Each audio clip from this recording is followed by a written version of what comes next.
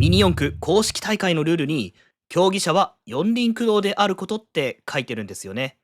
わざわざ書いてるってことは、肉にしたら速いから禁止にしてるんじゃないかな。抵抗が少なくなりそうだし、いいかもしれない。ミニ四駆、肉にしたら速くなるのか、検証していきます。スタート。これはジェントルスタート。フロントモーターのシャーシが人気なんですよ。フロントモーターの最新の FMA だけでなく、つまりグリップはトラクションの上限を決めている。そのように言うことができそうです。ミニ2区の実力を見せてほしい。イグニションスタンバイ。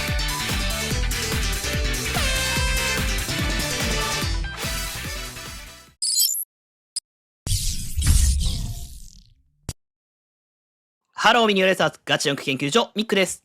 このチャンネルではミニ四駆の改造、豆知識、そして沼るほどの面白さを研究発信していきます。ぜひチャンネル登録をして一緒に研究を進めていきましょう。今回のテーマはミニ四駆を肉にしたらどうなるかについて検証していきたいと思います。肉っていうのは二輪駆動のことですね。ミニ四駆はタイヤが4つとも回りますけど、そのうち2つだけを回すということです。前の2輪だけ回すのが前輪駆動。後ろの2輪だけ回すのが後輪駆動。そして4つのタイヤを回すのが4輪駆動ですね。今回はこの3パターンを比べていきます。肉にしてしまうともちろん大会には出られないんですけれども、ルール無用 JCJC は4駆よりも肉が多い印象ですね。まあルール無用なので0区もありますけどね。ルール無用で肉の方が採用率が高いんだったら、肉にしたら速くなるのかもしれません。今回の動画を見てもらえれば、ミニ四駆が四駆である意味、前後のタイヤの役割の違い、そしてミニ四駆に働く物理法則の意外なほどの効果の大きさ、この辺が全部つながってきます。ぜひ最後までお楽しみください。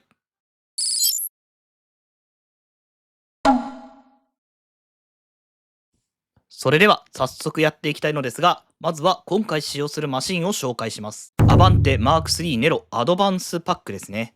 こちらはミニ四駆の基礎をしっかりと押さえたグレードアップパーツが最初からついてくる優秀なキットとなっております。ただそのままだと今回の検証ではちょっと困ることがあるので、何箇所か手を入れています。目的は走行を重ねても条件が変わらないようにすることです。まずホイール貫通。これはタイヤが抜けるのを防ぐためです。それからローラーをベアリングローラーにしています。ローラーの摩耗を抑えるためです。樹脂のままだと走るたびに削れて条件が変わってしまうからですね。またブレーキスポンジを外しています。ブレーキスポンジはミニ四駆の底の方に貼ることでジャンプセクションの手前でだけ減速するパーツです。ジャンプのあるコースで完走するには重要なパーツですが、スポンジの摩耗でタイムが変化するためあえて外します。その代わりにモーターと電圧を調整しました。モーターはレブチューンを使用。電池電圧は放電で 2.6V に合わせています。電池電圧の調整には開発中の放電機を使って 2.61V まで充電してから 2.6V に落としています。またレブチューンモーターは以前使ったものをモーターブートキャンプで晴天逆転 3V で5分ずつ4サイクル回して状態を回復させます。実際にモーターを回してみると22000回転から24000回転まで回復していますね。ただ強い負荷がかかった時の回転数はあまり変化しないようですね。まあ負荷がかかった時の回転数は理論値なので本当はどうかわからないですが興味深いですね。それではマシン解説はこれぐらいにして、まずは四輪駆動の状態から走らせていきましょう。検証の舞台はこちらのサーキット。レーンチェンジにスロープにバンク、家電量販店のミニ四駆コーナーに設置されていそうな小ぶりながらも現代ミニ四駆の要素を抑えたサーキットとなっております。よくある感じのサーキットにすることで肉にしたら速いのか、四駆に本当に価値はあるのか、現実的な目線で評価していくことができます。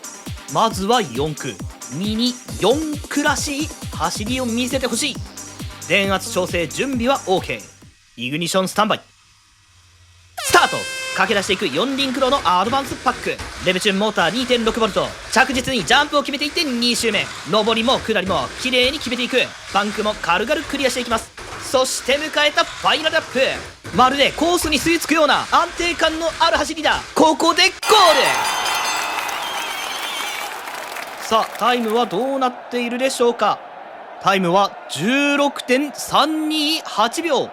これが四輪駆動基準のタイムとなります。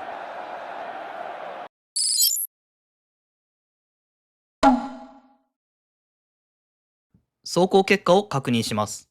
レプチューンで、しかも電圧をかなり落としているので結構安定した走行となりました。タイムとしては 16.3 秒台前半。これが基準となります。ここから肉にしていきます。アドバンスパックを選んだのは実は肉にしやすいからという理由もあります。MS シャーシなどの両軸モーターを採用したシャーシは片方のカウンターギアを抜くだけで肉にすることができます。これだけです。ギアを1個抜くだけ。前側のギアを抜けば後ろだけが回るので後輪駆動。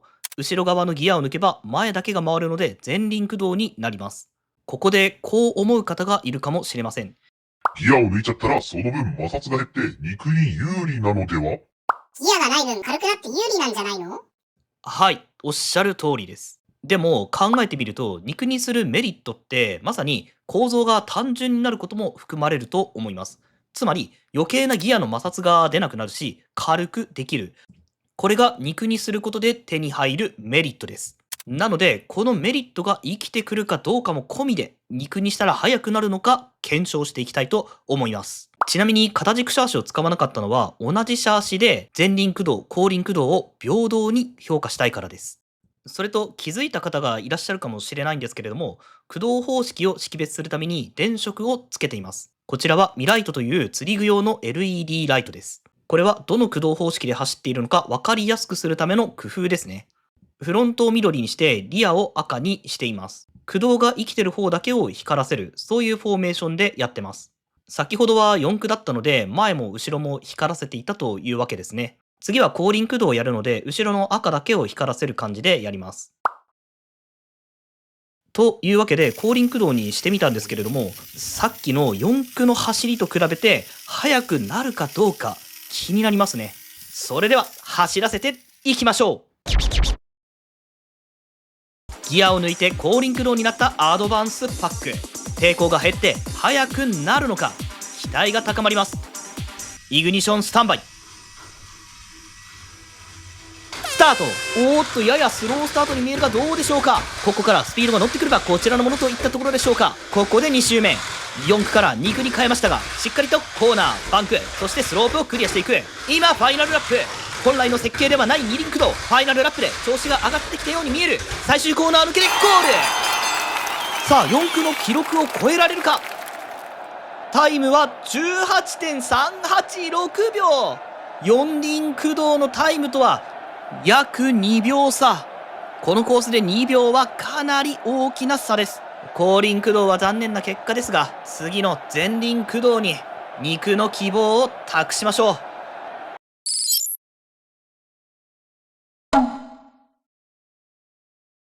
それでは走行結果を振り返りましょう。スタートが若干遅い気がしてそれをずっと引きずってるような気がします。定点観測がうまくいったので重ねて確認します。昼間に撮ったせいで LED がだいぶ見えづらいですね。まずはスタート。遅いかなと思ったんですけれども実際にはそこまで差はないように見えます。その後の展開で取り返せないほどの差っていうわけではなさそうですね。なんだろうな、明確にはわからないんですけれどもスロープセクションではちょっと遅れが出てるように見えます。コーナーで結構差がつきましたね。全体的に遅くなってしまってはいるのですが特にコーナーで遅くなっているようですね。これらの積み重ねがタイムの差として現れたという感じだと思います。先ほど試したのは後輪駆動でした。それでは前輪駆動だとどうなるんでしょうか。実はこれ結構期待できるんじゃないかと思ってるんですよ。今ミニ四駆ではストッククラスというレースがあるんですね。複雑な加工を制限したシンプルなマシンで競うルールなんですけれどもそこではフロントモーターのシャーシが人気なんですよ。フロントモーターの最新の FMA だけでなく30年前のスーパー FM シャーシも人気です。 VZ シャーシのようなリアモーターシャーシよりもフロントモーターの方が好まれています。フロント側にモーターがあって、フロントの方が駆動力が強いマシンの方が選ばれているということは、フロント駆動の方が速いのかもしれません。ということは、前輪駆動、かなり期待できるんじゃないでしょうか。それでは、今度はリア側のギアを抜いて検証していきます。後輪駆動よりも4駆の方が速かった。しかし前輪駆動ではどうだろうか。二輪駆動の希望を背負ってイグニションスタンバイスタート。おっと、これはジェントルスタート。前輪駆動のアドバンスパック、ここから巻き返していくことができるのか。速度を立て直して2周目、なかなか鋭い走りを見せております。速度を乗せたままテーブルトップをクリアして、今ファイナルラップ。コーナーでの減速も抑えられているが、どうなるでしょうか。最後のテーブルトップをクリアしてゴール。スタートは出遅れてしまいましたが、タイムはどうなっているのでしょうか。18.738 秒。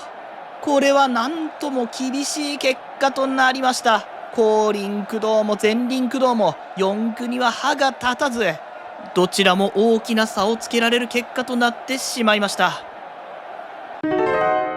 ミニ4駆大勝利、希望の未来へレディーゴーで終わってもいいんですけど、じゃあ2駆では勝てないんでしょうか。なぜ2駆では勝てなかったのか、そして2駆で4駆に迫るための方法はあるのか、これを理論立てて考えていくと、ミニ四駆に働く物理法則の効果の大きさに気づくことができます。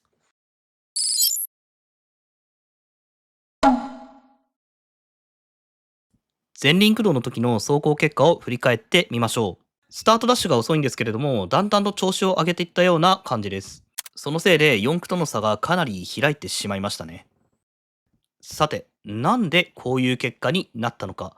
ここからが今日の本題です。キーワードは2つ。加速と荷重です。少し例を出しましょう。例えば電車に乗っている時のことを想像してみてください。発車する時、後ろに引っ張られるような感じがしますよね。あの時、実は電車の重心も後ろにずれているんです。ミニ四駆もこれと同じです。加速する時は重心が後ろに移動する。で、ここからが大事なんですけれども、タイヤっていうのは上に乗っている重さが重いほどよくグリップするんですよ。重いものに押さえつけられている方がしっかりと地面をつかむ。だから重心が乗っている側のタイヤがよくグリップして前に進む力を生み出している。そのように解釈することができます。ここで一つ言葉を整理させてください。それがグリップとトラクションです。これらは関連し合う言葉ではあるのですけれども、概念がちょっとだけ違います。グリップはタイヤと路面の摩擦、どれだけ滑らないかという能力のことですね。一方のトラクションは実際に路面に伝わって前に進む力。何が違うかっていうと、タイヤが空転しちゃったらいくら回しても前に進まないじゃないですか。そういう時はグリップが足りなくてトラクションになっていないという状態なんです。つまりグリップはトラクションの上限を決めている。そのように言うことができそうです。ここまでの話を総合すると、加速している時はリア側に重さが乗る。だからリアがグリップする。そして減速している時は逆にフロント側に重さが乗る。だからフロントがグリップする。これがそのまま前輪駆動と後輪駆動の違いになります。後輪駆動は加速している時に駆動輪のグリップが上がる。前輪駆動は減速している時に駆動輪のグリップが上がる。理屈上はこうなっているはずです。ここから考えられるのは、後輪駆動が得意なのはスタートダッシュ、コーナーを抜けた後の立ち上がり、それから着地した後の再加速、つまり加速する場面ですね。逆に前輪駆動が得意なのは、コーナーへの進入、バンクの上り、スロープの上り、ブレーキがかかっている時、こちらは減速する場面です。まとめると、後輪駆動は加速に強い、前輪駆動は減速に強い。そうなってくると、ミニ四駆って基本四駆じゃないですか。理屈上は加速も減速もどちらも強い。全部強いということになります。これは私の仮説なんですけれども、立体コースって加速と減速をずっと繰り返してるんですよね。スタートして加速してコーナーで減速してまた加速してジャンプして着地してそしてまた加速する。基本はずっとこれなんですよ。だとしたら加速に強いリアと減速に強いフロント両方が必要。だから4駆が速いんじゃないかと推測しています。じゃあそれが本当かっていうのをちょっと確認してみましょう。さっきまではトータルタイムだけ見てきたんですけれども、実は3周分のラップタイムを比較すると非常に面白いことがわかります。このラップタイマーは私が自作したものなんですけれども、実は3周分のタイムを計測してくれるんですよ。もし需要があれば持ち運びできるようにして製品化もありかなと思ってますので、気になった方はコメントを残してもらえると助かります。それでは後輪駆動と前輪駆動のラップを並べてみます。まずは1周目、後輪駆動が 6.6 秒、前輪駆動が 7.4 秒といったところでしょうか。0.8 秒も違うんですよ。スタートダッシュは圧倒的に後輪駆動が速いですね。ところが2周目を見てください。後輪駆動が 5.77 秒、前輪駆動が 5.51 秒。逆転してるんですよ。3周目も前輪駆動の方が速いですよね。先ほどの理論とも合致しますよね。後輪駆動は加速に強い。だからスタートで前に出る。一方で前輪駆動は出だしで遅れる。だけど速度が乗ってくると調子が出てくる。しかし前輪駆動は1周目の遅れを取り返しきれませんでした。トータルでは後輪駆動の方が速くなっています。では次に2駆で4駆に迫る方法を考えてみましょう。このコースで2駆が活躍できなかった理由というのは、後輪駆動は減速時のトラクション不足、前輪駆動は加速時のトラクション不足、いずれにしてもトラクションが不足していたと考えることができます。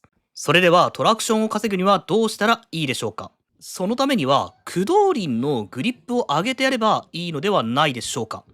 ここまで使ってきたタイヤの種類なんですが、実はスーパーハードタイヤという硬くてグリップが低いタイヤです。ミニ4駆においてはコーナリングやジャンプでは非常に有利な特性です。グリップが低い分コーナーでは減速しにくいし、ジャンプも飛びすぎない。立体コースの定番ではあるのですが、加速には向いていません。したがって2駆の場合は駆動輪だけノーマルタイヤに変えてみましょう。ノーマルタイヤは柔らかくてグリップが比較的高いタイヤです。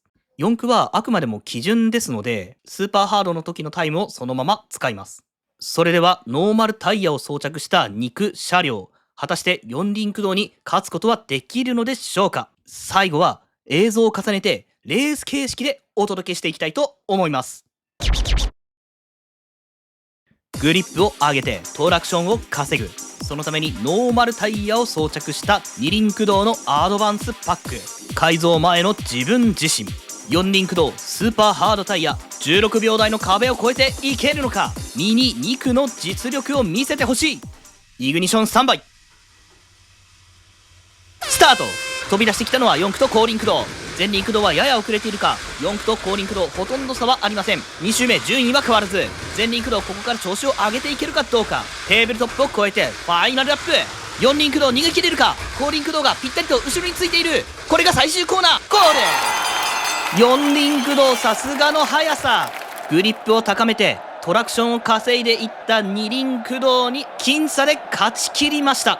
さあタイムは後輪駆動 16.359 秒、前輪駆動 16.414 秒、16秒台には入ってきましたが、あと少し及ばず。しかし当初と比べれば大幅な改善。2駆においては駆動輪のグリップがいかに大事かが分かる結果となりました。今回の検証の結論、ミニ4駆は立体コースにおいては4駆の方が速い。加速するときは後輪が、減速するときは前輪がグリップする。加速減速4輪駆動だったらいずれの場合もトラクションを生み出すことができる。だから4駆が強い。このコースでは2駆では勝てなかったか。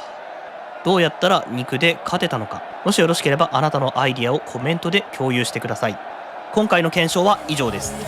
それではまた次の動画でお会いしましょう。ではまた。ドラゴンバック空を飛ぶマシン、しなやかに着地しなる VZ、 喜び跳ねる小さな君とまた始めよう次の夏にリベンジ。